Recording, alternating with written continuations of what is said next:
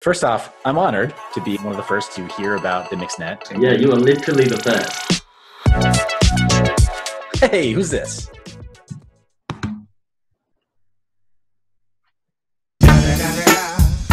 Is that good? Something like that? Panel interview. I wasn't expecting this. It's like tag team. Wait, hold on. I got Vosk or somebody over here. Wait. No, I don't. Boom, what's been going on, man? Tons of project interviews. I mean, you saw my initial review of the LOKI network where I was like, I treated it like, okay, some trepidation, not criticism, but skepticism. Like, was that acting the entire time? Like, did you know about LOKI, or were you like figuring it out as you were pure watching? discovery. I was about to say, if it was acting, that's flawless acting, because it looked like you were discovering it for the first time, which was real nice. You went from like, this is a scam to like, oh, maybe this isn't a scam. Well, that's just it. I kind of feel like if you start with that major assumption first, like going in with the complete aim to disprove the project, then as long as you're an fairly objective person, right? Nobody's got pure objectivity, but you're going to go through, you're going to find proofs that then give you some convincing evidence. And then if you're a somewhat fair-minded person, you're going to give it a shot. Yeah. Well, that's the hope, right? That's the best way. Yeah, but you can start from the other direction and then just be completely duped, right? I mean, plenty of projects. It's going bad the other way. It's like, this is going to be the best. I'm going to make so much money. Like, oh, no, they just ran away. Yeah, 2017 called, it wants all its SEOs back. Don't do that. It's like you can't like 90% of the projects out there. You can only like 10 because you only have so many resources to think about things anyway. So. Only 10% actually like get off the ground and do anything anyways too. Yeah. You better hope that 10 is the right 10. Yeah, for sure. First off, I love this as a panel interview. I mean, if you've interviewed one project, you've interviewed one project, right? There's so many different shapes and sizes of core development teams and of marketing teams and such.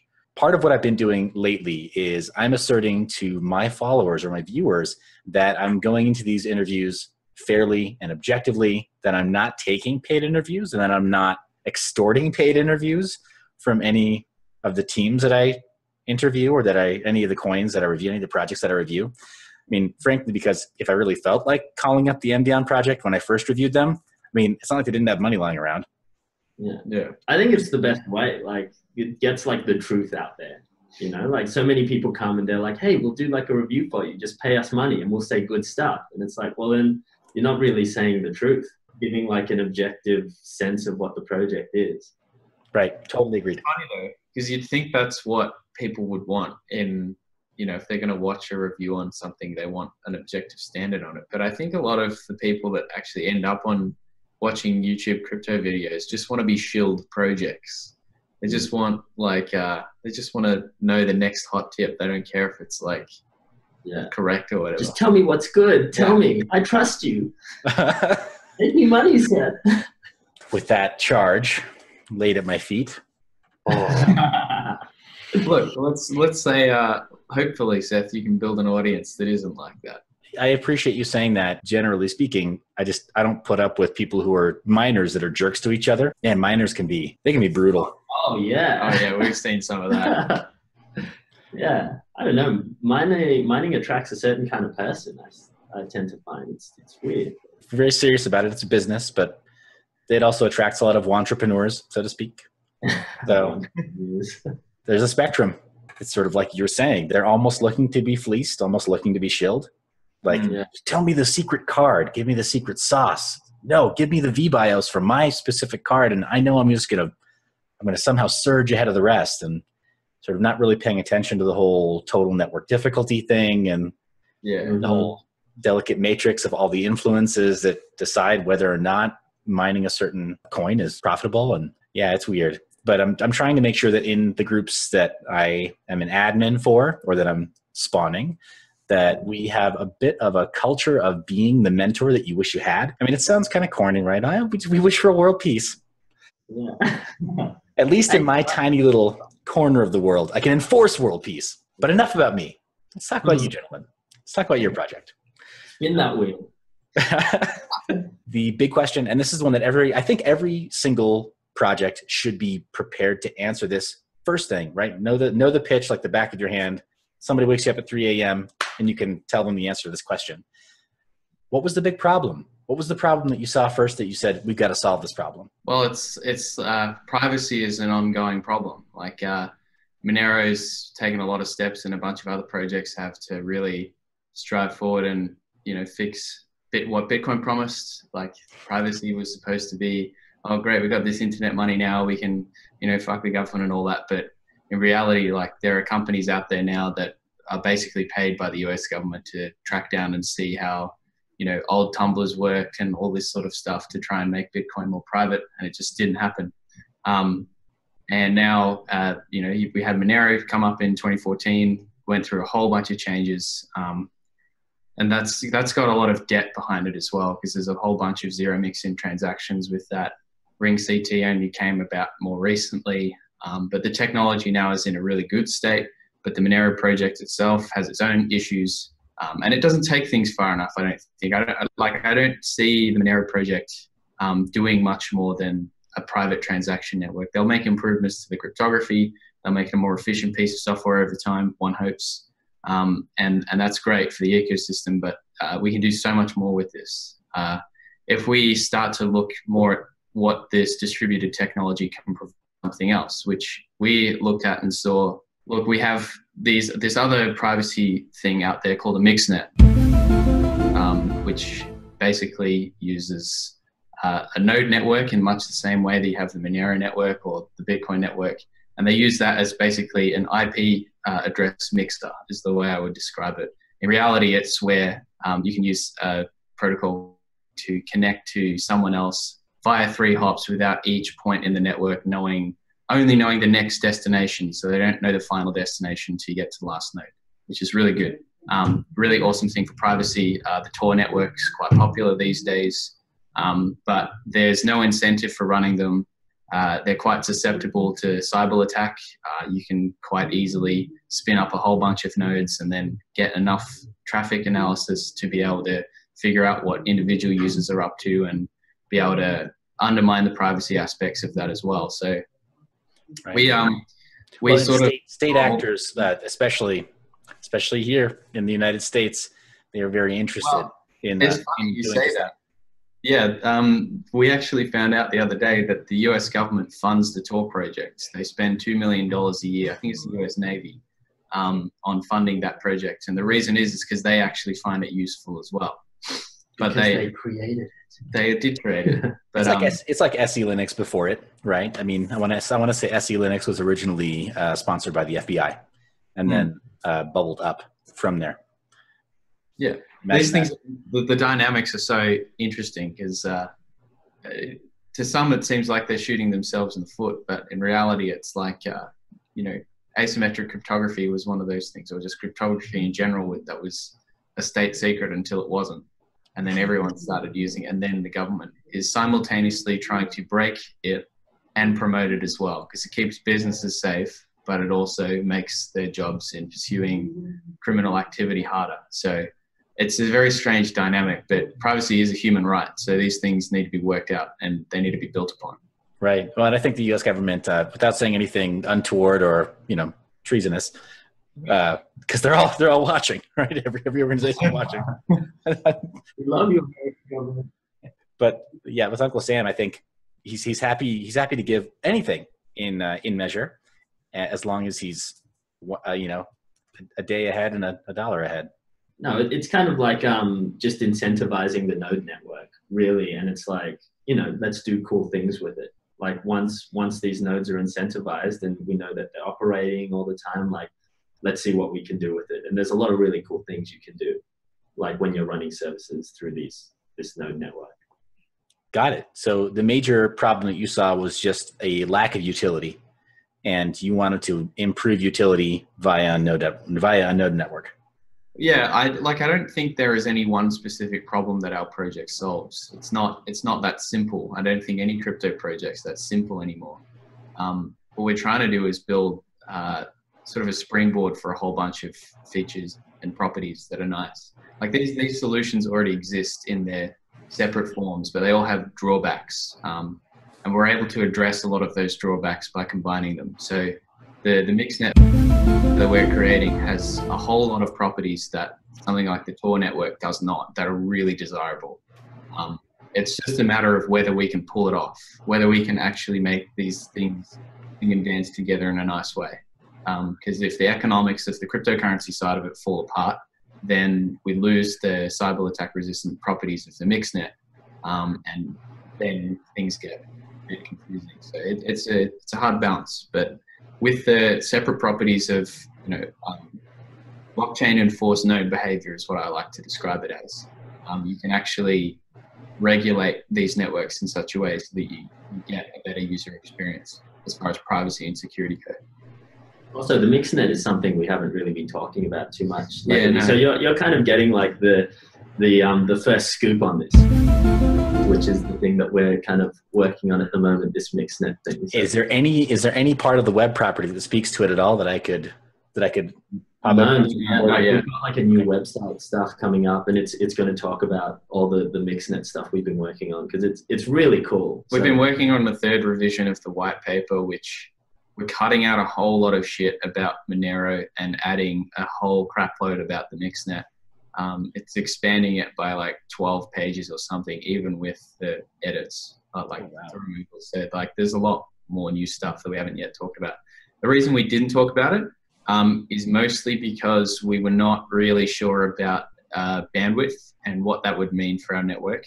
So we wanted to keep things simple in the start. We always intended, as you would have seen in the first two white paper revisions, that it would be running a mixnet of sorts in like its own internal mixnet.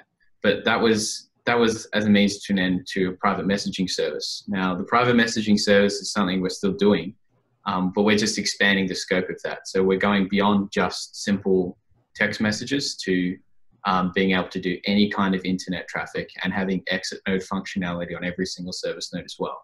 So it's pretty exciting. It's greatly expanding the scope of the project. But yeah, like we said, we haven't finished our website redesign yet. We haven't finished the white paper yet. We're actually commissioning an economic study by a guy who knows some stuff about strategic game theory to estimate what the best staking requirement will be for the masternode network, analyzing the economics of that to make sure it doesn't fall apart after a year because the rewards are too absurdly high or the staking requirement is too low or something like that.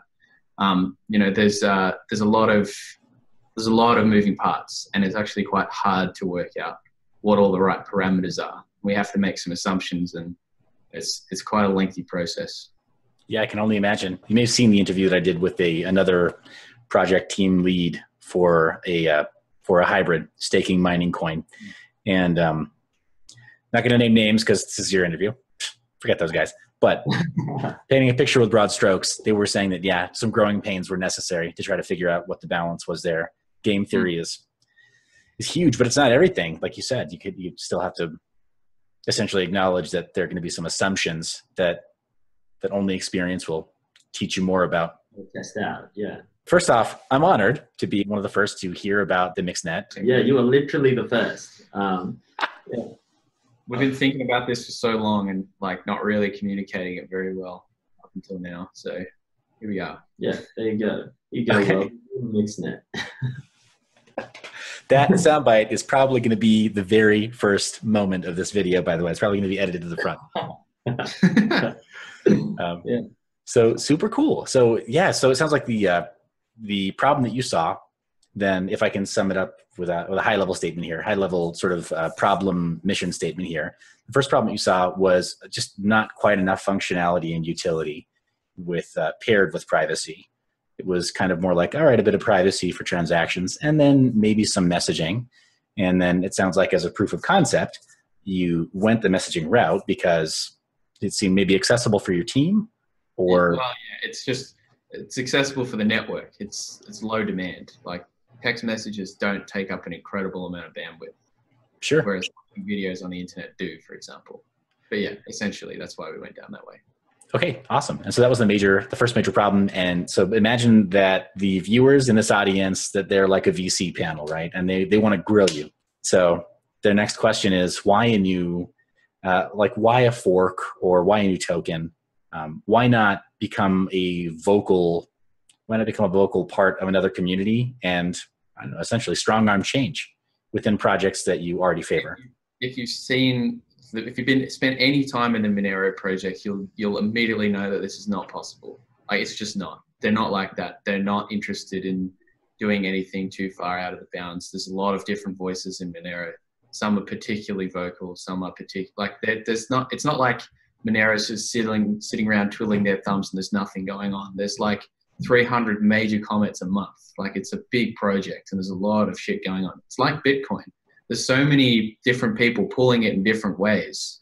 And so they have to really focus on one core thing, and that is the private transaction network.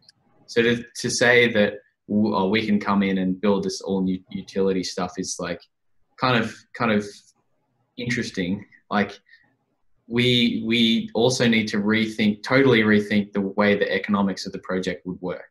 And because they have that back-end history of the last 3 years of extremely steep emission with Monero, the reward scheme is just not going to work for this masternode project. Like, the properties that we need to do this, we're not going to be able to get out of their existing economics. So that's 2 reasons. This is just it's a completely different project, essentially, to what Monero is. So, like, trying to strong arm them to do this sort of thing, just like it wouldn't really work. And it's, like you said, it's not really something that they're interested in doing. Are you sure? I mean, the last time I talked to Fluffy Phony, he was like, I don't know, I love what those LOKI guys are doing.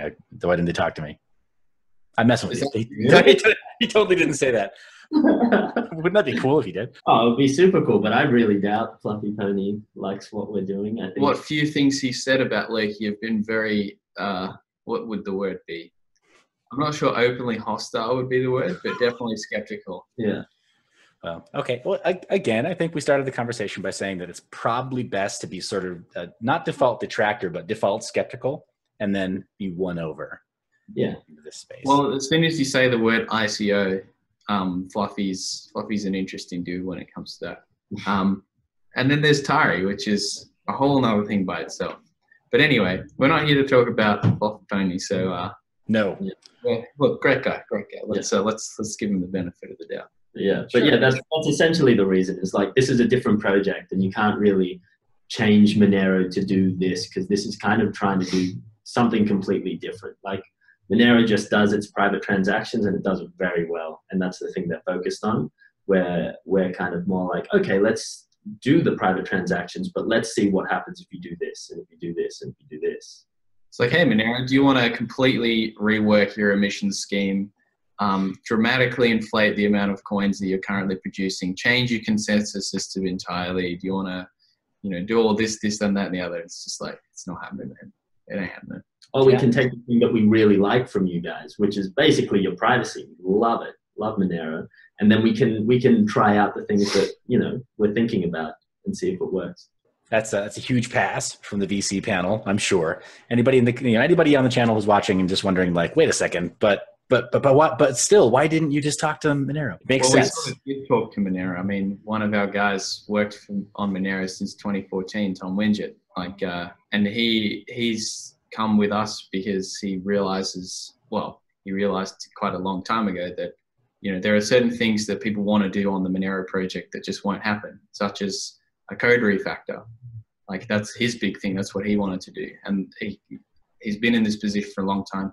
He wrote a lot of the databasing stuff for blockchain storage and wrote a whole bunch of other stuff. But the reason why he stopped working last year was mostly because it was such a pain to go through that whole process of trying to refactor something, then getting it knocked back because it's like, well, it works. We don't need to change it. That's the simple fact. So we've got roots in the Monero community. A lot of us have been around that place for quite a while. And it's not extremely clear to me that there's any reason why we wouldn't be able to go out and be one of the many other Monero forks and hope that we're actually a standout one. Because we're not alone in this. Like, there's tons of people. Like, I don't know if you know anything about the Sumo Coin Rio currency fiasco with FireIce UK. Yes. But that guy wrote XMR Stack, which is probably the most popular mining software that Monero uses. But he's working on his own project. He produced a new hashing algorithm. Like, there's lots of work going on outside of Monero itself as well. So, like, I think it's unfair to dismiss projects on the basis that we're a fork. There's lots of forks out there that have become wildly successful. I mean, Zcash was a fork of Bitcoin after all. Yeah. I mean, they drastically changed everything, you know, like some of it's working, some of it's not. Every project's got its challenges, but you know, that's the state of play. Yeah, hey, totally agreed. And that's precisely why I've been asked by a couple of people, members of the community, saying, well, are you interviewing projects X, Y, and Z? And they're just not as interesting. They're the incumbents. I think people could be a lot more inventive with their forks. Let's just say that. There's a lot of forks out there that are quite boring. Yeah. I have to agree. That just can't name names. Yeah. I may or may not be lined up for an interview. So yeah, I don't want to make them feel bad. But so awesome. So couple of questions about the major problem to solve and why or why not go your own way. It makes perfect sense. With the amount of functionality that you wanted to add, there's no way that any established teams would allow you to be that there's no way that they would be that agile and be willing to pivot with you with the vision that you had for this new functionality. So that makes sense. Can I ask, as far as getting started, which specific problem did you want to solve first, or which specific problem did you outline for attacking first as a team? Well, it's funny, actually, the way we formed as a team. Like, I think like we can have ideas as individuals, which sometimes works, but you need to have quite a lot of charisma and quite a lot of energy to bring about some new vision, some new thing. That's not exactly how it happened with us. We actually started last year working on a joke coin, also another crypto note coin. I won't bother explaining the meme, but there was a meme here. It's Australian specific. It was kind of a joke, but we actually started a new blockchain and tried to spool this thing up with a bunch of people in the local cryptocurrency community here in Melbourne. Now I'm dying to know, is it Vegemite coin? Big ass coin? All right. It's not coin. It's none of those. It's it's funny because when we launched, an ERC20 token of the exact same name and concept popped up out of a Facebook group just like 3 days later. Well, that's not fair. Yeah, they sort of stole the show. So we lost out on that one. But well, the thing is, when we were doing this coin originally that started as a joke, the more we worked on it, we had like cool ideas that were like, oh, this is actually really cool. Like, this is actually legitimate use cases. So then when the other coin came up with the exact same name, we'd always planned to kind of pivot to be a more legitimate coin down the line. And we were like, well, I guess we'll just do that pivot right now. Awesome. I mean, the main thing that we were looking at is the way there was one of the guys on the team who was really into masternodes. I wasn't particularly fond of the masternode idea. I hadn't really studied it at any great length.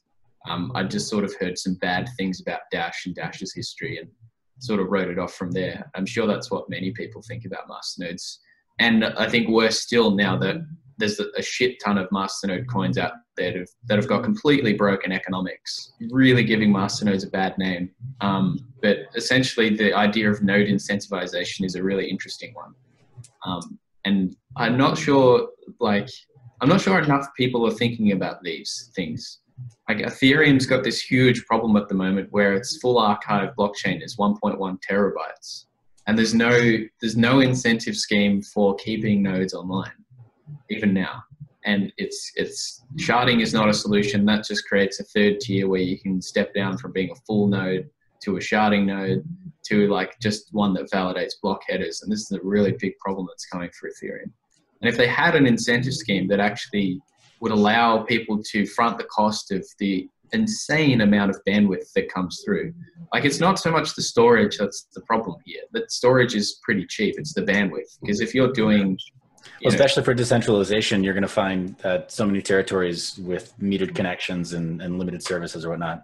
Precisely. That's the main problem.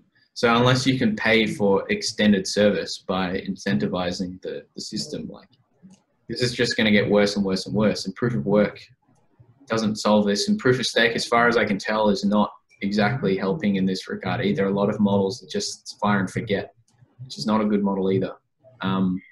So we'll see how things go. But I think masternodes are still a really cool and interesting and valid idea. And through that research, we were able to come up with more utility than beyond what Dash had done with instant pay and instant send and private send. Or private send was a bit of a joke as far as the privacy of it goes. It's a overcomplicated tumbler, and tumblers are not very good.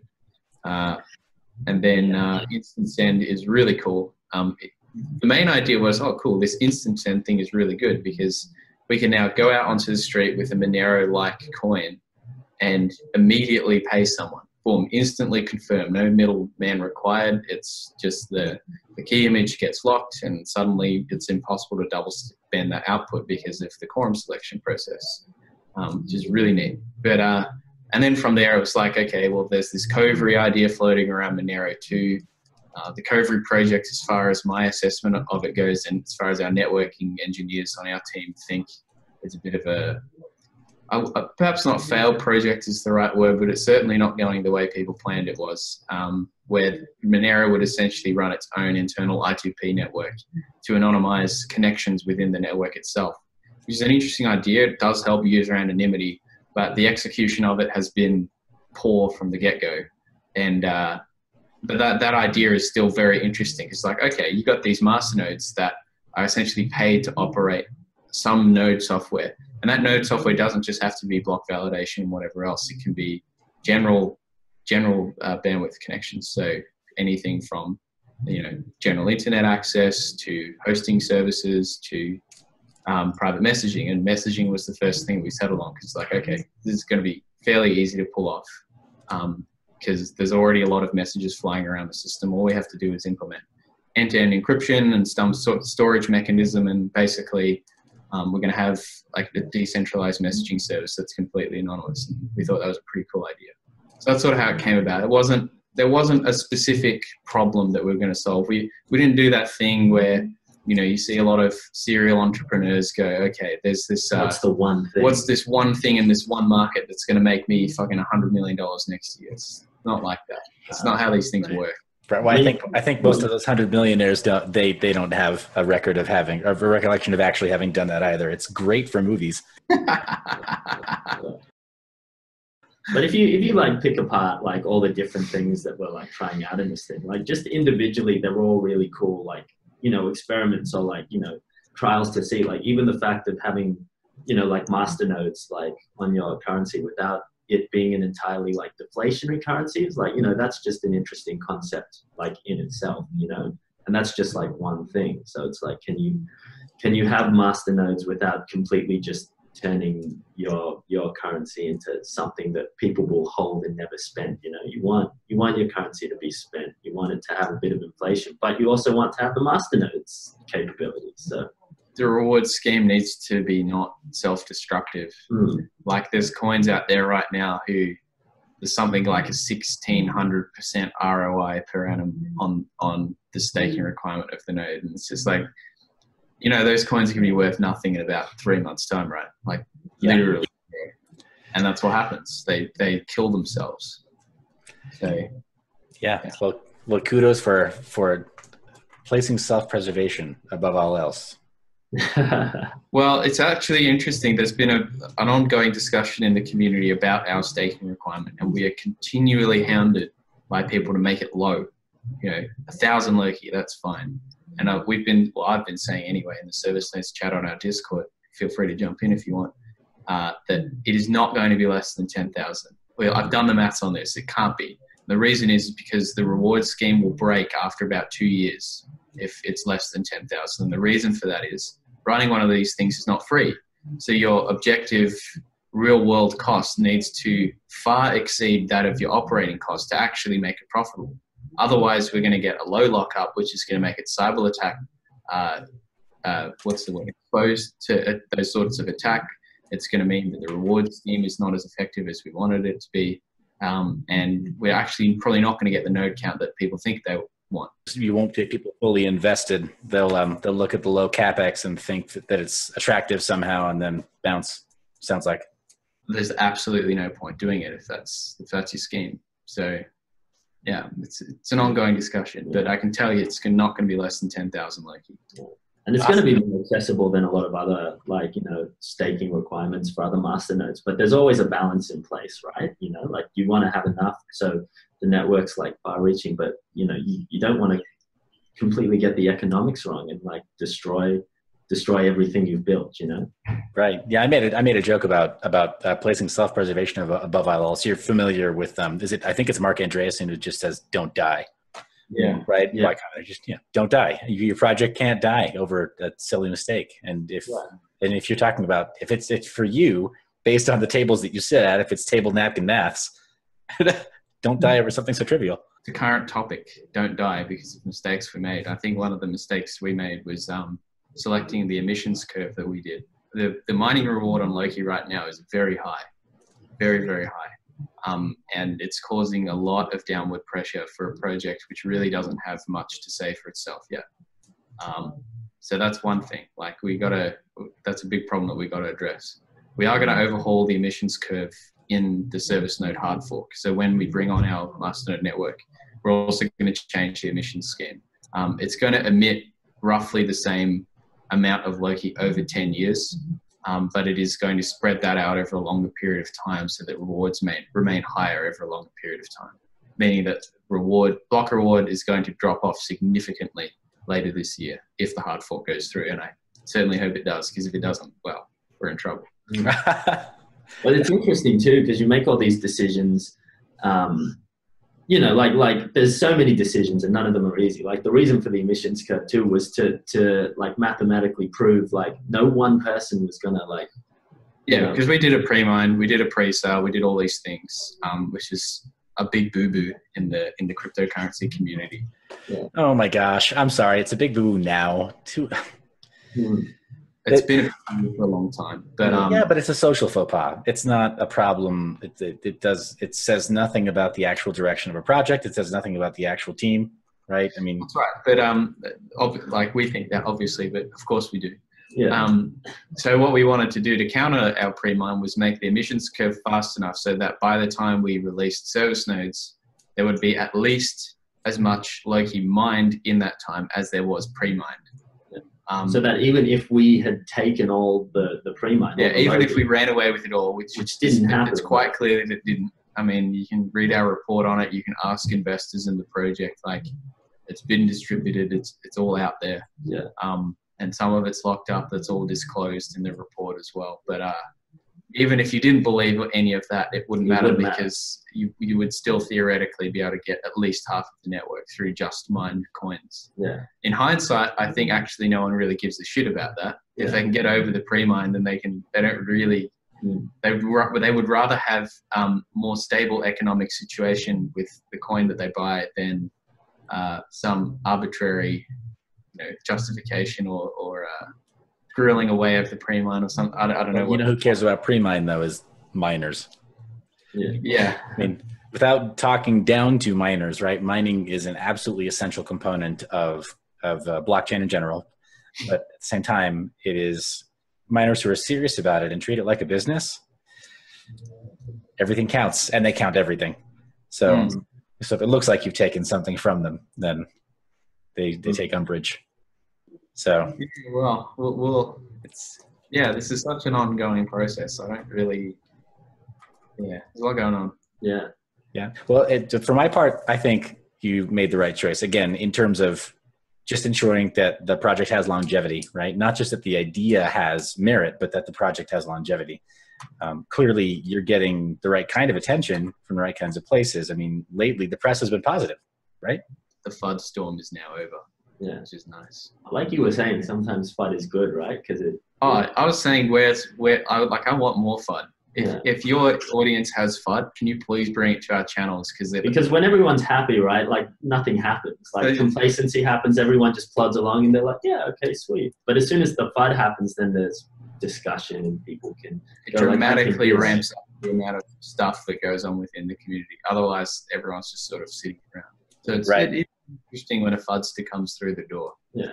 But it's a balance, right? Too much FUD you don't want. You just want the right amount to like get people talking. Right. Yeah. It needs to be a hot potato, but not a nuke. So, Awesome. So we talked a little bit about some projects that you wanted to, or problems that you wanted to solve initially with the project, and sort of, again, without having it be a completely neat, tidy list, ordered list, right? Of this project, problem 1, 2, 3. But we talked about some of the problems that you wanted to solve with the LOKI network initially, and kind of what got you started. As far as who you got started with, let's talk again. Pretend like this is a VC panel that you're pitching to. Let's talk about team. Who's on the team? When did they come on the team? And maybe a bit about background and why they stay. That's like, I think that's part of the this interview series is hashtag why I stayed with this particular crypto project. So team, who's on the team now today? None of us. We're just randoms. We just walked in. Yeah, me and Josh, we're just pretty faces. We don't actually do anything. Don't quit your day job. We just talk. Yeah. We started here in Melbourne. Like I said, the Joke project. There's a local cryptocurrency community down here. There's a few meetups every week. We'd often, for the last year or so, a lot of us would go out on a Wednesday night, just be drinking on a balcony and talking shit about cryptocurrency. Some of us were more technical than others. Others were in it for the trading aspect. Well, we all were in it for the trading aspect, obviously. But some of us were more technical than others. So we came together over this Joke coin. I did most of the development of it, albeit I hadn't done programming in quite some time, so it was difficult for me. But we got through it in the end. And then when the ERC20 token came out and crushed our dreams, we started to think about how we could expand the team a bit more and bring people that we knew in the community into it. So we went and we were able to secure some seed funding for the project to actually make it a full-time thing. We were all able to quit our jobs or drop our current projects and actually give this thing a go over 6 months and see if we could, come up with some good ideas, raise some money and build something impressive. So that's what we tried to do. We brought on Key, who's the tech lead, and he was able to get in contact with a bunch of developers in the Monero community, which is how we brought on Tom Winget. It was literally just an email. It's like, hey man, we're doing this thing. Here's a draft of the white paper. What do you think? And this was back when our white paper was not what it is now. It was shit. I'm really surprised he said yes to our white paper. It's like a written online notepad paper. Like, this is a really cool idea. Yeah, the back of like a Macca's packet. Like, yeah. Well, it's funny. The Joke Coins white paper was actually written on a napkin at one point. No, not the a napkin. back of a meat pie. Like a the brown paper bag. Pie. That's right. Yeah. Paper bag. And it's still better than But we were inventing something there called the Good Bloke Protocol. Is that some kind of like consensus model? Proof of being a good bloke? Because sign me up. Wait, no, the network will fail if you sign me up. Don't. How many people do we have working for us now? I think it's somewhere, but it's close to 20, right? Like between 20 and 30. Yeah, if you count our community managers, there's 20 people working full time on LOKI at the moment. So it's not a small operation. And it happened very naturally too. Like it was like the 4 of us for like the longest time, and then you just slowly accrue more and more and more until you kind of you've got a good thing going, like a well-oiled machine. I mean, recruiting developers is probably the hardest part of running an ICO, I would say, just because especially if the team is not technically minded. I'm not saying we're not, but I can see that there is a lot of groups out there that have come to it for the money or because of the money, and running a technical project is like a completely different kettle of fish. And it's very easy to post an ad on Seek and pay someone who's been in software development for a very long time a lot of money to do something which may not quite align with your vision and your ideals, because they don't really care. There's always something to be said for senior developers. Like they're great people, but some of them are not. Some of them don't really care about the project itself, and you end up with they have their own little things. They're just happy with salary. They're happy 9 to 5. Like they're not really that invested in what's going on. Whereas we were able to find people around us that were intrinsically interested in these ideas around privacy and what we were trying to do with it. And it's really cool when they have like an aligned vision, because everyone's in it for the same reason. Like they're not just in it to make a buck or whatever. They actually care about the project. So they're going to like put their blood, sweat and tears in because they care about the cause and that sort of stuff. You know? Right. That's awesome. It sounds also like you've been able to assemble a team that's quite local. I mean, like you're not. No, actually. So this was the thing. So we definitely do have like a local team set up, but for a while, like, and I think we were really trying to like bring people here, you know, that was the hardest part, was finding like everyone, because the way we kind of grew up, we realized that like us being together was the most effective way. In the same physical space. Like, yeah, us actually being in the same space was like the best way forward. Whenever we got split up, you know, like when Simon flew off to other places or when, you know, Q went away, like just efficiency kind of dropped. So we were always thinking like, you know, let's try and bring everyone here. But that's kind of tricky, right? To find the right kind of people to come to Melbourne to be in that space. And then these are really specific programs we're talking about here. Like C++ is not a popular programming language in Australia. That's one problem. But the other problem is like, okay, who knows C++? Is doing networking engineer, distributed systems, blockchain technology, any of these things, like, or some intersection between them, or has an interest in them. And suddenly the number of people globally that you're selecting from has gone from this to this. And so, yeah, we were considering moving to Europe to try and resolve some of these problems, to have a more centralized team physically. But eventually we just organically hired enough people remotely to work out that, okay, no, this is definitely going to be much more of a remote work arrangement. So we currently have 5 developers in the United States, 1 in Germany, and we're going to have 4 here next month. So we're going to be across all 3 major time zone areas.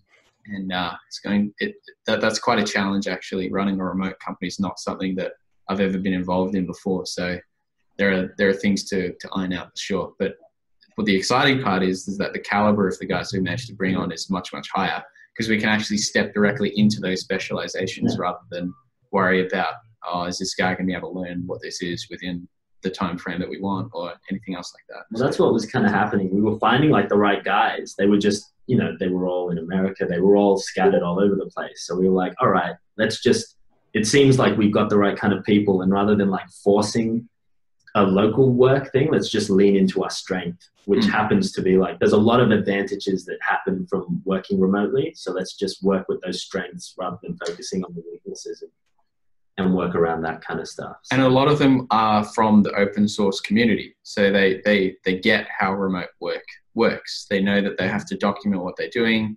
They don't have to justify themselves in a non-physical environment.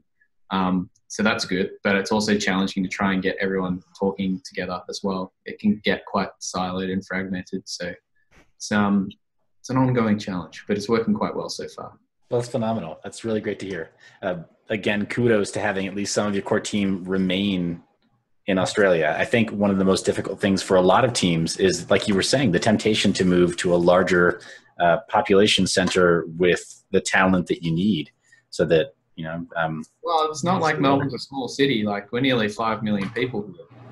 Right. We're bigger than most cities. Well, all but one city in the US. So it's not a small place. It's just programming is not that big. There are 1 or 2 cities in the US that are quite a bit larger than 5 million. But go on. Wait, hold on. New York and what? What's the next one? There's a little place called Los Angeles that has. Well, yeah. Okay, fair enough.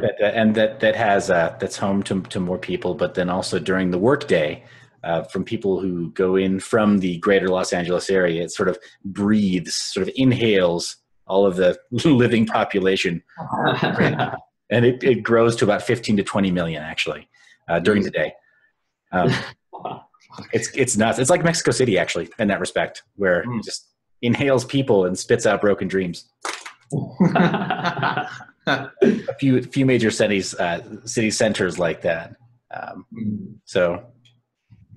Yeah, Chicago's another one I think is probably fairly close. San Antonio. The other day, I was looking at with the Wikipedia page. It's not. No. 3.8 million. Okay.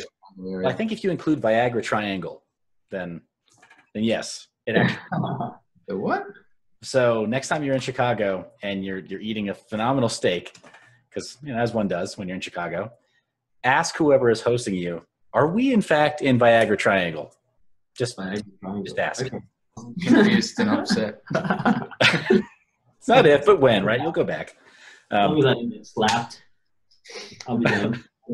You won't get slapped. They'll laugh and they'll say, "Aha!" So you know somebody told you, right? Or when somebody goes to Melbourne and they're like, "So where's the Opera House?" And you got to break the bad news to them. Yeah. Oh, we have a great saying for that. We have something called a drop bear, which is a species of koala that drops down from trees and kills backpackers. Kills you. Just like eats Watch you to out for death. drop bears. But it's a joke. It's something we do to tease visitors. Yeah. It's always look up. You got to be careful about drop bears dropping down and chopping your head off. Awesome. Well, I'll be aware of both drop bears and those that tell visitors about them. Drop bears, yeah. Awesome. So it sounds like then the team is assembled now internationally. You mentioned you've got a handful in the United States, a handful in Europe. You mentioned it was specifically in Germany, right? The one? Yeah. Okay. So, and then a fair number still in Australia.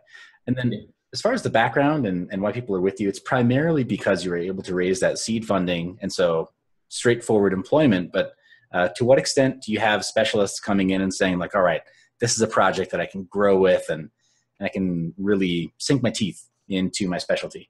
Are you finding that's a large part of the cultural component? Most of the developers. Most of them, I think maybe not so much for the operational team. Like we all come from different places, but I think we all find this much more interesting than what we've done previously. So there's that. But the developers themselves, mostly working on personal projects, which are extremely aligned to what this project is doing. So some of our more recent hires, Jeff and Ryan from I2P. Well, Jeff's been working on I2P, the C++ implementation of it for the last 3 years or so. And he wanted to develop an alternative routing protocol that doesn't have the technical depth I2P does and a bunch of other features. It's like some halfway house between Tor and I2P. So that's a new protocol that we're developing for our own mixnet, because basically he was working on that as a personal project, and we basically came along and said, hey, why don't you come join us and we'll give you a salary and all of that other nice stuff. And he was super, super into it. Nice. So went from a labor of love to a labor of Lambos. I'm kidding. Yeah, Jeff is not that sort of guy. The great thing about crypto interviews is that there's almost never a wrong time to drop the word Lambos. Almost. I made a bet with someone the other night that there has to be a coin out there called Lambo coin, and if there isn't, I'm going to create an ERC20 token for it and just go to town. Cash in. We'll be looking for it now. We're on to you. It'll have to be some kind of like side project. It'll be so make it off-brand, right? Ferrari coin. throw him a curveball. But, so awesome. It sounds like then the team is going gangbusters. You've finally got the right team. I'm sure it felt like it took longer than you wanted it to. Everything in crypto is extremely accelerated from a traditional startup perspective. Like this whole thing has been 6 months from start to now. And we've achieved more than most startups would achieve in like 5 years time. And it's, I don't know, like 1/10 the budget, I'm sure. Yeah, well, that's right. That's mostly why other startups don't move as fast, because they're just incentivized. Yeah, I mean they're all suckling at the VC teat. Yeah, exactly. We don't actually have any investor obligations left. Everyone's got their tokens. All of the contractual obligations are met. So it's like now we have complete freedom to take this where we wanted it to go. It's a nice feeling. But then there's also a community that has to be looked after, and people need to feel included and everything else. Like it's not that straightforward, but it is nice to have a bit of freedom in that respect. The cool thing, we got like a piece of advice like in the early days, which is like when you're looking to hire people, there's about, like 40% will straight up be no, they're not right for the job. About 60% of them is kind of like, or what? 55% of them will be like, yeah, maybe, or like, yeah, but yeah.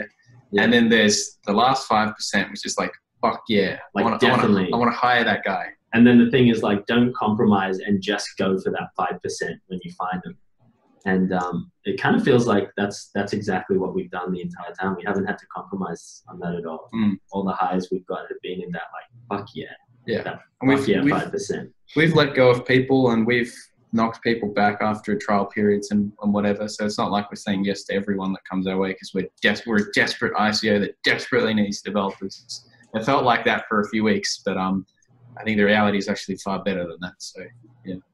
Awesome. So then by running the numbers then to get to the team you have right now, clearly you've had to cycle through hundreds of applicants, hundreds of candidates.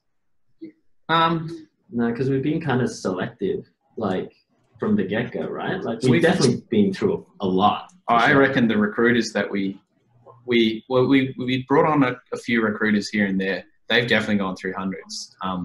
We never actually have had to use a recruiter because we've ended up finding the best candidates through meetups, through GitHub, through Discords, through places like this where we actually directly target the communities that we will find the best people for.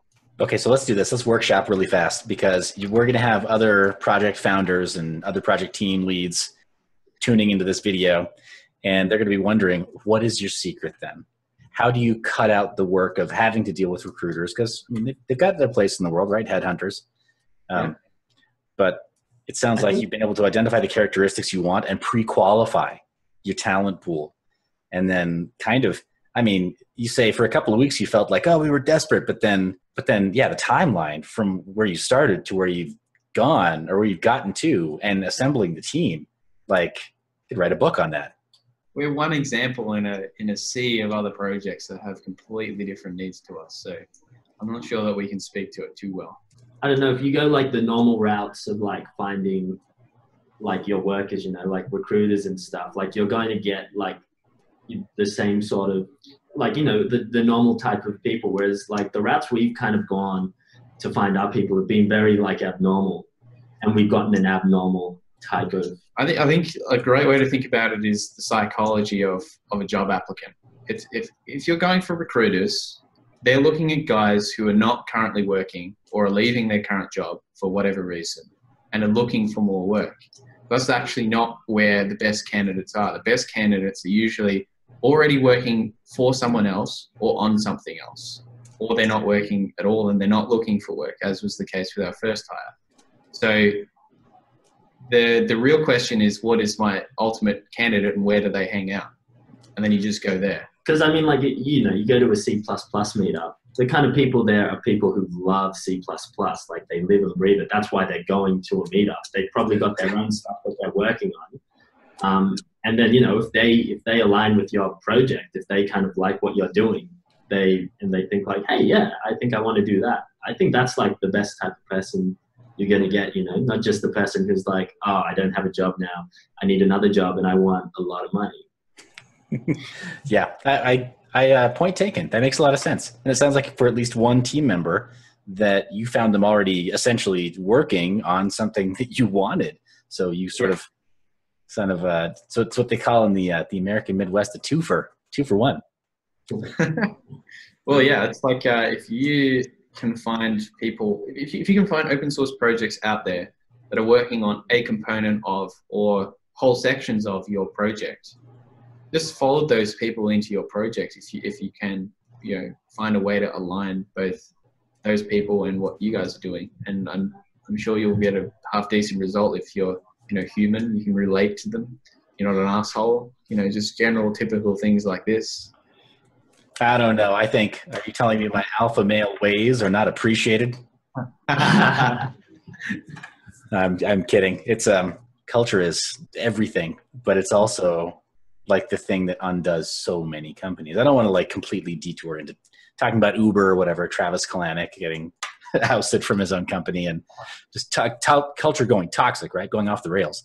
But yeah, no, it sounds like then you guys have, clearly you must have the candy because the kids keep coming over to work with you quickly and you're finding them fairly quickly. And if it's to be believed that it's 5% indeed of the pool, talent pool that you actually want, and you're happy, you're satisfied that you found that 5%, clearly you've got something they want, and to your point, you're looking in places where only the 5% would be.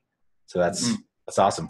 Yeah. And I think digital privacy is a hot topic at the moment as well. Like there's a lot of things happening in the world, like, the Facebook scandals, but also like I just tend to find there's just a lot more surveillance and stuff going on. The world is going a lot more this way in terms of like tracking, that there's a whole bunch of people that want to go this way just to counterbalance, and especially into the development community, right? Like if you're going to have a passion project that involves software, there's a fairly decent chance that it's got something to do with hacking, penetration testing, security, privacy, something of that nature. And that's all like directly aligned with what we're trying to build tools to help prevent or secure or whatever you want to describe it as. Yeah. So yeah, it seems fairly obvious from that perspective. But if you're building like this enormous marketplace for, these big blockchain scaling projects that can do 1 billion transactions per second, I'm not sure that's such a compelling thing for a developer to work on if they're not already interested in it. So sure. Plus, I mean, in terms of big data jobs that pay well, there are plenty of big data jobs that pay well. You're competing with the biggest. You're competing with the most ridiculous salaries, like $500,000 a year. Like, good luck to you, son. It's gonna be fun. Yeah. Awesome. Okay. So this kind of took an unexpected turn in just that being sort of a micro class on how to launch a project as a professional team. The teams that I've spoken to so far this week, a couple of them have been started as passion projects. And so they've kind of been more along the lines of some of the folks that you've scouted, where I don't know, maybe some of them are building perhaps a blockchain component that you want. Maybe check some of the interviews, but some of them have been passion projects that they just said, well, a natural outgrowth is for me to create my own fork or to create my own algorithm to accompany this fork. So this is the first interview this week where you've kind of gone the more, it's not traditional startup, but you've gone more the tech startup route of securing some funding, limiting your burn rate, trying to keep your head on straight, and then assemble a team that can execute. So this is awesome. This has been great. I love that we've kind of gone that direction in the interview. Yeah. Because I think it's important for a lot of viewers, especially miners, to know that not every coin comes from a passion project that then somehow magically produces value for miners only. It's not like it was planned to go down this way. It just kind of naturally happened that way, like we weren't expecting to get the seed funding, but then you get it. And then like just the chips fall in a line after that, like once you get the seed funding, then you have to work out how you're going to spend it the best, how to utilize it the best way. And then it all kind of happens itself if you're thinking in the right sorts of ways, I mean, we got really lucky. Like it really was a life-changing moment. I got the call on New Year's Eve while I was very drunk at about 9 p.m. And then I met the guy who was helping us the next day in the office, in his office. And it just precipitated from there. Like within a month, we had a decent team. We were working 60-hour weeks, and yeah, it just gets ridiculous quickly. Wow. So like, I think we'd be quite a unique story in the scheme of most forks, I guess you'd say. Yeah. Well, I think you're also very much the model of what a tech startup is supposed to do, right? Either grow fast or die slow. And clearly you're not gasping for breath. Well, realistic. Christ, what's happening? Oh. And the answer is miners. Thanks, guys. Thanks for dumping. Really appreciate it. Yeah, awesome. So let's I would say keep you up all night, but that's totally not right. So this whole time zone thing, I promise I'll wrap my head around it. For me, it's getting late. My wife's called a couple of times. I think she knew I had an interview. She just wanted to make an appearance somehow. But a couple of questions to be like the bonus round. And these are some pet causes of mine, because the majority of my audience is very focused on mining and very focused on GPU mining. This has been a big topic of debate lately, right? Hot debate, very contentious between various different parties and financial interests. But ASIC resistance, those are two big words that some say are a misnomer, rather, or an oxymoron. But then others insist that it's very important. Is it important? And if so, why? What does it matter? Wow, this was quite a topic. We've been discussing this on an ongoing basis for months now. We saw this big discussion that was happening in the Monero community right about the time that people figured out, oh shit, we actually do have ASICs on our network. And there was this idea out there, which was like the antithesis of everything we'd ever heard, which is like, oh, let's create a new ASIC. Let's change everything to SHA-3, which is like a proven algorithm. And it's really easy to mine, not mine, it's really easy to hash. Like it's super fast. So if we can optimize the shit out of it, we probably actually can't get that far with it because it's already quite whatever else. Whereas like even SHA-256, as it's called on the ASICs, is actually like some weird combination where you like hashing hashes and then doing more operations onto it. Like none of these are actually useful or fast hashing algorithms. They're all really complicated by design. I mean, it's really great for cryptography. Hash hardening is awesome, but well, yeah, but yeah, like if you, the idea was if you can produce an ASIC for SHA-3, which is like universally available, and because it's quite basic, it'd be quite easy to produce. You get it out into the hands of lots of people. You could optimize it so it's really energy efficient. It'd solve all these problems except for the manufacturing distribution process. I think that's the core argument behind ASIC resistance, which is that while you will always be in a race to be more efficient than your neighboring miner, whether it's GPUs or anything else, with ASICs, it's particularly violent at the very top end. Not so much with the design and the initial manufacture. That's basically the same whether it's GPUs or ASICs. It's the same factories, it's the same companies in China that actually do the manufacturing. That's quite clear. yes. But I should interject really briefly. It's quite clear to you and me. For some viewers, these aren't dots that they've connected yet. So thank you for stating that clearly for the record. Yeah, it's like the NVIDIA chips and the Bitmain S9 chips come out of basically the exact same factory line in Shenzhen in China. There's like a group of factories that surround that place, and this is all they do. They pump out silicon. If that place gets nuked, like the world's computing industry dies, basically. In any case, the problem is not the chip manufacturer, actually. The chip manufacturer is the same as everything else. It's actually the distribution model that is the bad part. So Bitmain, for example, will create this chip, and then they'll buy heat sinks and some other components. They'll assemble it, and then it's in their warehouse. And their distribution model it's quite a limited customer base in reality. The unit cost is very high, and it should be. And there is really no need for these ASIC creating companies to actually distribute this hardware widely, because there's not ever been a need for it. There is so much demand for these things that you can talk to like your top 5 customers and sell every run that you ever produce.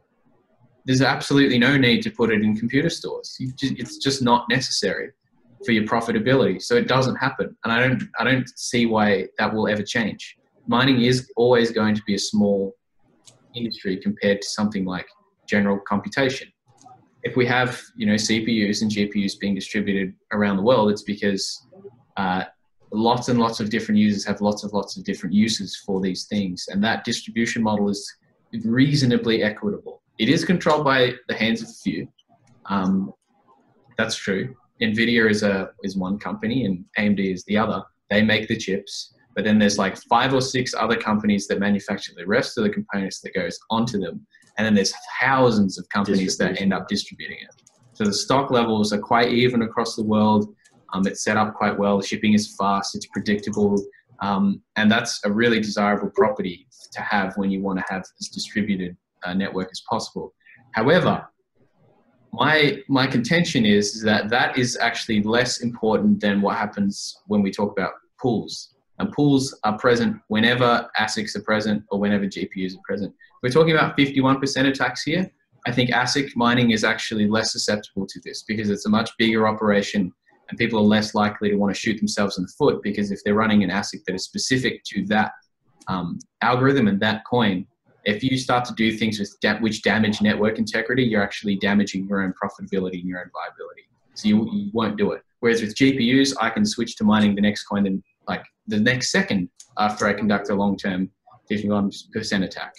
So the real question here is like, how do we prevent that? And the answer is having distributed pools, or figuring out ways in which pools are no longer required for mining.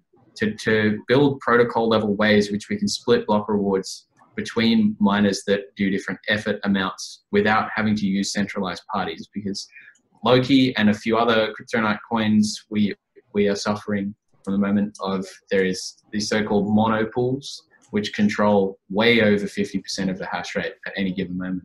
We've been watching the blockchain quite closely since we started, and so far seems that the orphan block count is quite normal. So they're really, we're not being attacked, we're not under attack, but there is one pool out there that always has more than 50% of the hash rate. And that's just a function of everyone wants to be in that pool that drops the most blocks in the quickest amount of time so they can get payouts faster, which is complete bullshit. You get the same amount of LOKI, if not more, over time because of the effort thing if you join a smaller pool. But they don't realize that. They just want to jump on the biggest one. And it's an education thing. Like this is not good for decentralization, whether or not it's GPUs or ASICs or anything else. So, it's also a question of conditioning. So, as well, you have miners who, some are very young, but they've only been mining certain kinds of coins and certain kinds of algorithms, and they've been either incentivized in the past or incentivized once or twice to join a large pool. And for whether it's good, bad, and different, true, false, they believe that will result in the best block rewards or the fastest block rewards. And so, moving to another coin where that may or may not be the case, they're conditioned, right? So it's just what they're going to do. We don't really know what to do about that. We've been thinking about it for some time, but it's a sort of a different question from ASIC resistance. But I think completely related, though, completely interrelated. I love that you went that direction. I love that you draw the conclusion that ASIC mining versus GPU versus FPGA, which is breaking, right? So some of the next gen FPGAs, which are now being, I'm sure this has already hit your desk. Yeah.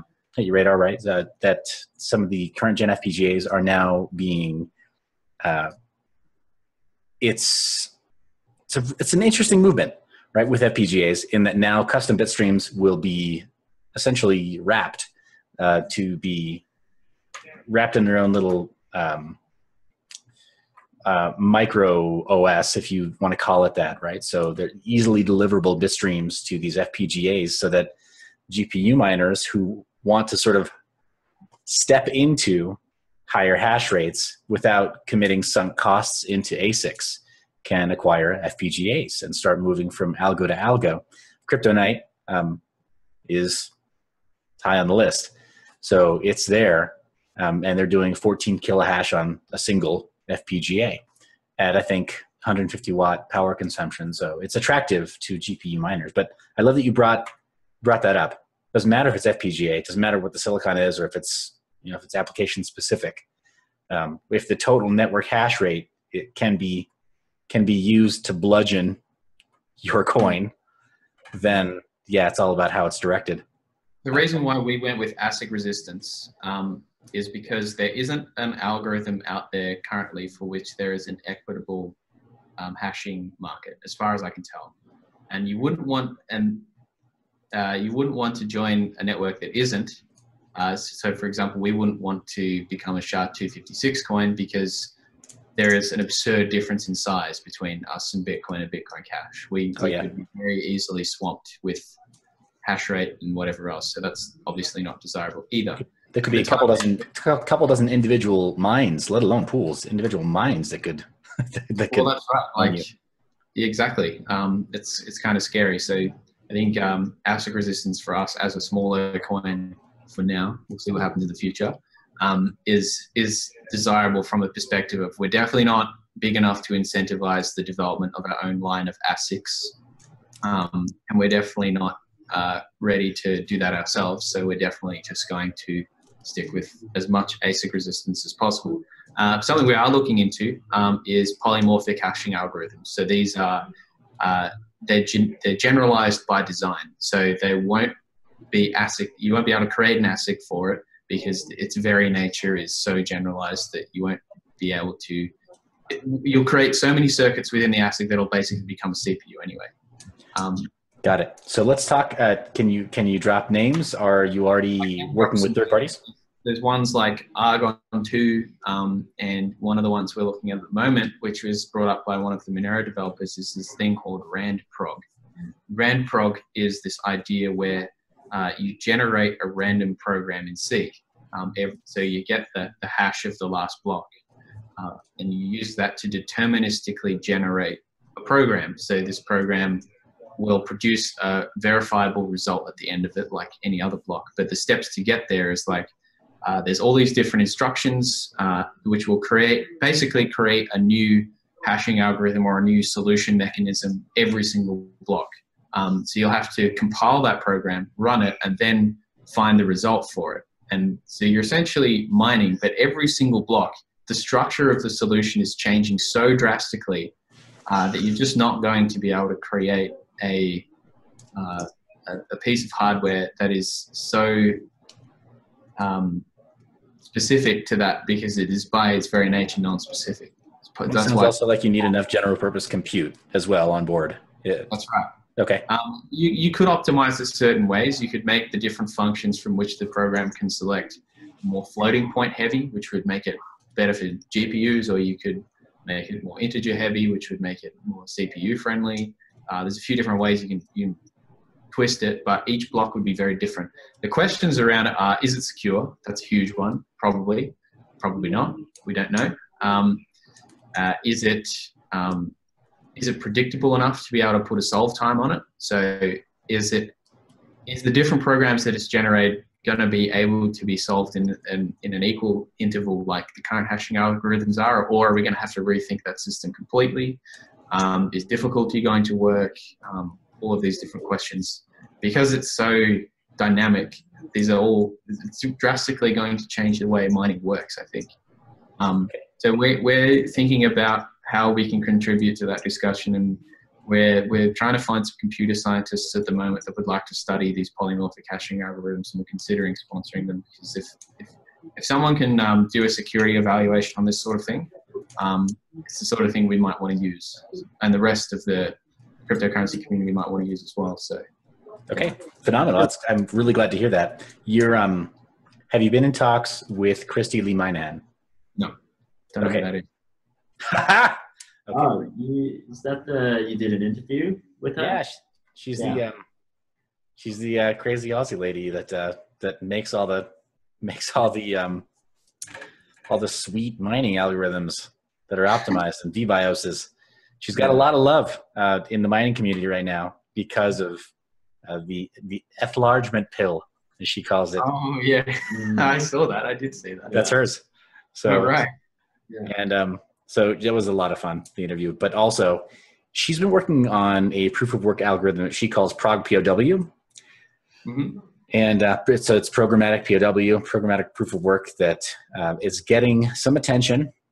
Mm-hmm. And I love that you're not solely focused on one. That's her thing. So she's got a stake in seeing its success, seeing it succeed. And she's really working on Vitalik to see if Ethereum will adopt that. I don't know where it's going to go, but would you be open to joining an informal consortium that includes her and then some other coin projects? I've been just kind of asking every project as I go, because proof of work, my issue with proof of work is not ASIC resistance. I think that that's one thing to consider because of the questions of decentralization, because of questions of owning the network, because of pooling and pools and other bad actors. And bad actors won't go away. But better code and perhaps proof of useful work will bring better actors to the table where we can kind of crowd more of the bad actors out. So here's what I'm hearing about is proof of useful work. Have you heard anything about that, or is the LOKI team evaluating anything that could be classified as proof of useful work? I have heard about that. I'm extremely skeptical. Okay, if it's something like, oh, the first to fold this protein gets the block, it's like, good luck to you, mate. Where are you going to get those proteins from? Like, where's the data coming from? How is it sourced in a decentralized and deterministic way? Like, it fundamentally undermines what a proof of work algorithm is. I'm not sure it's possible. Okay, good. I love that there's skepticism here. Also, security is an issue when it comes to other types of proofs of useful work. The other thing that comes into the conversation typically when I bring up that term or that phrase, proof of useful work, is not just folding proteins, but also SETI, as well as all this stuff. Like, again, it's like, where do you source the data from? I think it creates a big security hole.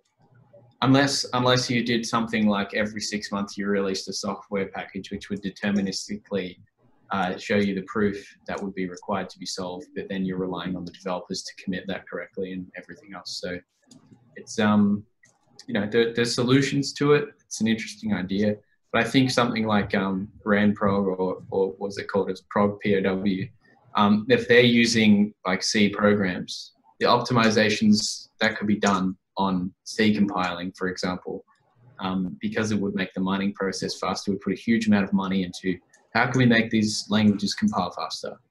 That's a kind of cool optimization that comes about as a direct result of that. So that's one good useful thing, I guess you'd say. I'm becoming less convinced that proof of work in its current form is that useful of a consensus mechanism overall. Again, there's lots of problems with proof of stake. But I think there's just about as many problems with proof of stake as there is proof of work. And the net result of one being, you have pool centralization, which is a big problem. The result of the other is wealth centralization, or so it's claimed to be. But which is more accessible than the other in reality? Which takes more effort? Which is more effective as a decentralized hashing or a consensus mechanism? And my thinking on this is, with proof of stake, would be a lot easier to implement something that I described before that gets around the pool problem, where individual stakers, like multiple different people, can be rewarded for each round that passes, as opposed to one reward. So we have 720 rewards a day, but really, if I have a 2 kilohash mining rig, when am I going to win an award for that? The answer is almost never, and that's not. So this necessitates pools, so obviously. But if you can build that into a protocol, and I'm pretty sure with proof of stake it becomes a lot easier, you're going to have less of these problems where it's not actually users or individual miners signaling their support for things. It's these big ass pools, and it's these big ass pools running, hash attacks. It's these big ass pools running 51% attacks. Like the problems when you delegate responsibility to individuals within a group of miners as opposed to the group of miners as a whole. So I think, anyway. Okay. No, not at all. This is great. What I'm hoping you'll agree to is to join a series of open conversations with other project leads regarding proof of work and regarding different consensus models that can move forward. And primarily, I'm talking to coins that are already interested in some of the same things that you're interested in, of course. First off, not dying. And let's just be real. That's the first thing they're interested in, is seeing some longevity for the projects, but also overcoming some of the limitations that aren't going to affect the incumbents in the same way. Bitcoin doesn't get 51% attacked anymore. There was a time when it did frequently. Yeah. But not anymore. Ethereum, largely untouchable. It's, but then some others that have a sizable market cap, but just not as much network hash power, right? They're the biggest guy at the bar, so to speak. Everyone's taking a swing at them. Yeah. So yeah, there's definitely incentive to try to solve this problem, and I don't think it takes anything away from any one project to start speaking openly without having to get into like, hey, this is our plan for the functionality of our blockchain or whatnot, but just proof of work in general, and try to come to some just better open conversations about where it's all headed. I'll be there. Sounds good. Yeah. Okay, awesome. Yeah, we'd love to have you on board. And in particular, just for the record, I love that you voiced dissent regarding proof of useful work. Because so far everyone's saying, well, that's an interesting concept. I mean, conceptually, I say yes. Let's support proof of useful work. It sounds great, doesn't it?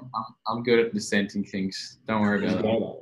Yeah. He's your no man. If it works, if you can find ways to make it work, then yeah, it's a great idea.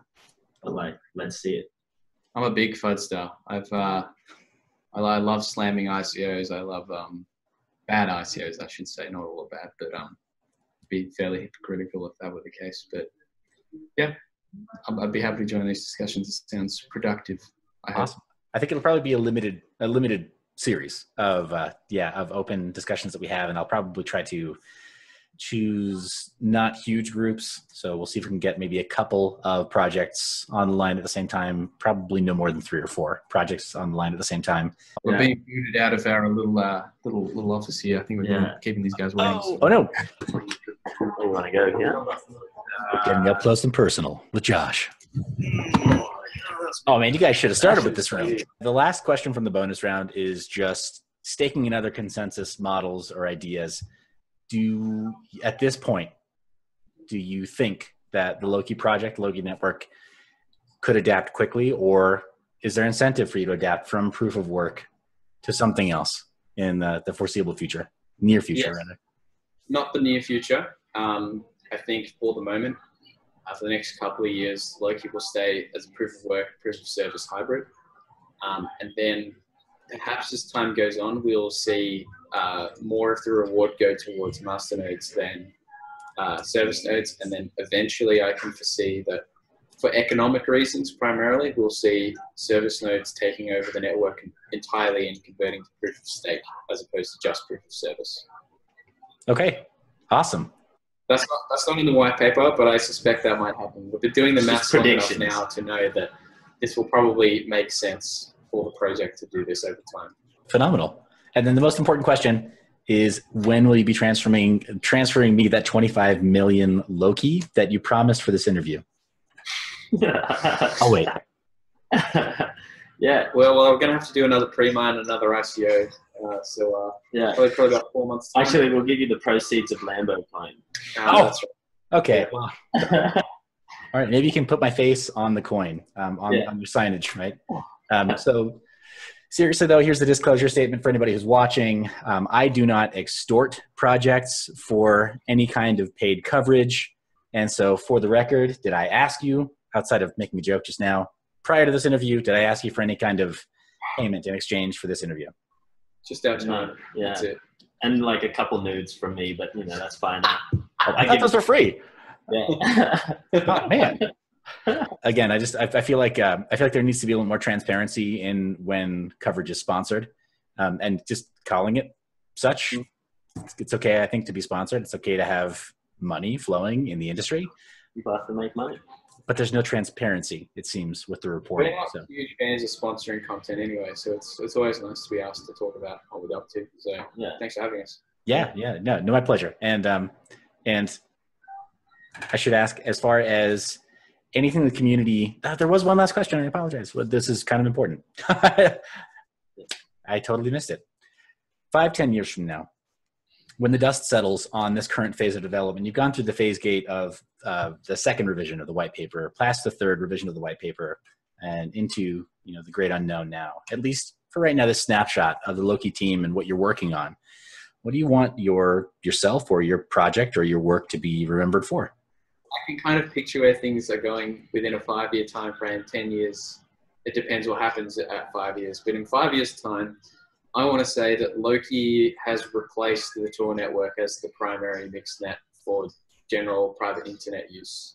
I want to say that it is probably the go-to platform for private operations. So, right now you've got disparate, you've got Signal, you've got OpenBazaar, you've got Tor, you've got a bunch of other things that people use to keep their data safe.